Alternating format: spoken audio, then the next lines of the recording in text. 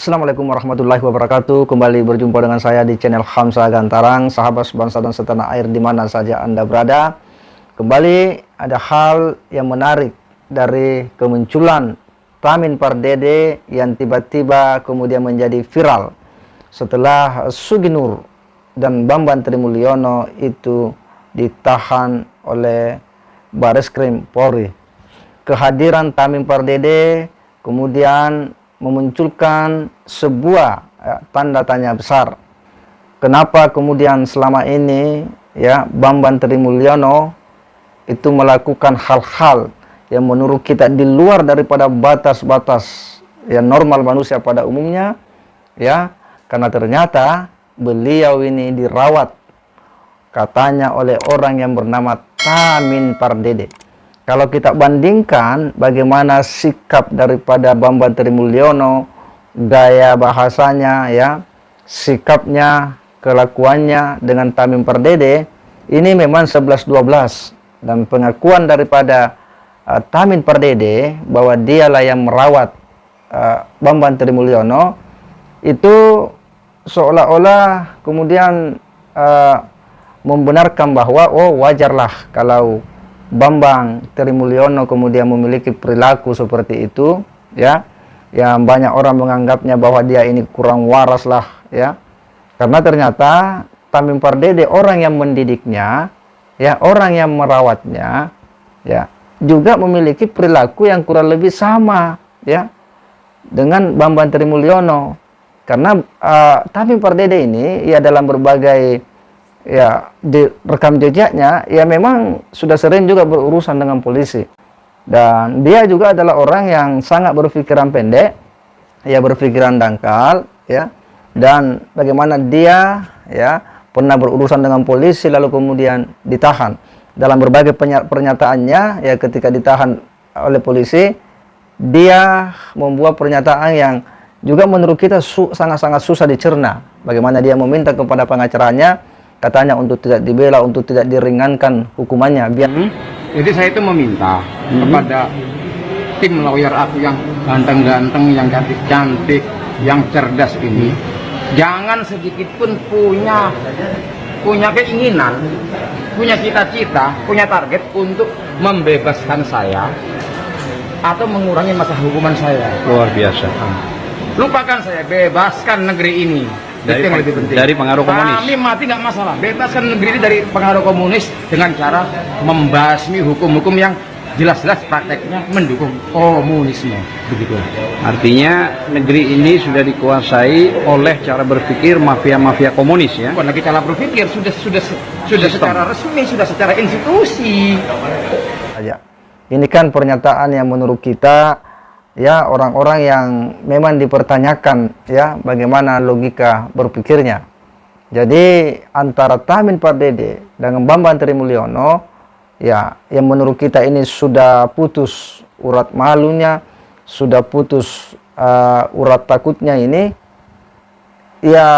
nampaklah bahwa dua orang ini memang 11-12. Dan pengakuan daripada Tamin Pardede bahwa dia yang merawatnya itu membenarkan apa yang nampak pada sikap-sikap, tindakan-tindakan daripada Bambang Trimulyono, dan kita semua kemudian semakin yakin bahwa ternyata Bambang Trimulyono itu rupanya salah bergaul dengan orang-orang yang selama ini memang tidak memiliki pikiran-pikiran yang jernih, dan dia dididik, dirawat, di backing oleh Tamin Pardede yang memang memiliki rekam jejak yang tidak baik dengan Pak Jokowi.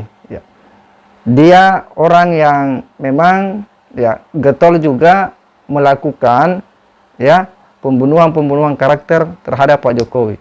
Bahkan dia pernah menantang Pak Jokowi untuk kemudian melakukan tes DNA. Jadi dia katanya menantang orang nomor 1 di Republik ini, RI1, untuk melakukan tes DNA terhadap ibunya yang hari ini diakui. Karena menurut Tamin Pardede dugaannya bahwa Jokowi itu adalah anak daripada Wat Mehua, yang beberapa kali ini juga sering diulas oleh Bambang Tri Mulyono, ya, bahwa Pak Jokowi itu adalah anak dari seorang wanita yang bernama Wat Mehwa, ya, bukan yang ibunya yang sekarang. Dan itulah yang pernah dilakukan oleh Tamim Pardede untuk kemudian menantang agar dilakukan tes DNA. Jadi, ya, dua orang ini memang adalah orang yang sejak dulu itu tidak suka, ya, secara pribadi dengan Pak Jokowi. Maka tidak heran jika kehadiran Tamim Pardede pada situasi yang hari ini sudah begitu heboh terkait dengan Bambang Tri Mulyono, ya, ini hanyalah sebuah kelanjutan dari sebuah proses panjang yang mereka memang sudah persiapkan dari awal.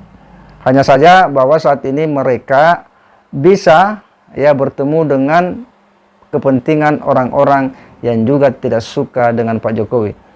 Banyak, ya, para intelektual, ya, para profesional yang juga, ya, seolah-olah mempercayai atau paling tidak, ya, mencoba menarasikan ulang apa yang digembar-gemborkan oleh Bambang Tri Mulyono.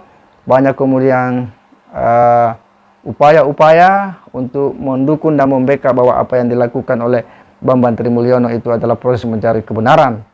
Dan kehadiran daripada Tamim Pardede ini tentu bagi mereka ini itu ibaratnya sebuah vitamin baru lagi, ya, sebuah energi baru untuk kemudian melancarkan aksi-aksi mereka terhadap upaya-upaya untuk kemudian, ya, memperkuat seluruh tuntutan-tuntutan atau gugatan yang saat ini sedang berproses di pengadilan.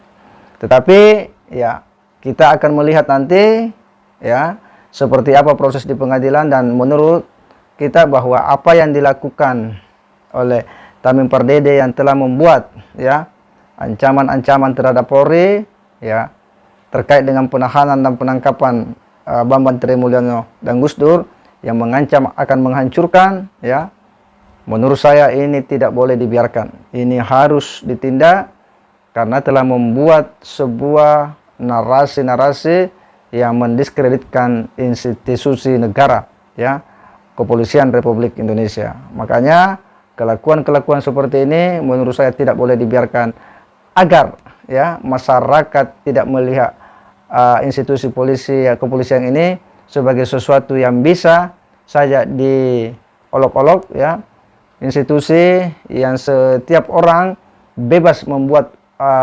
pernyataan-pernyataan yang merendahkan, ya, wibawa daripada institusi kepolisian Republik Indonesia.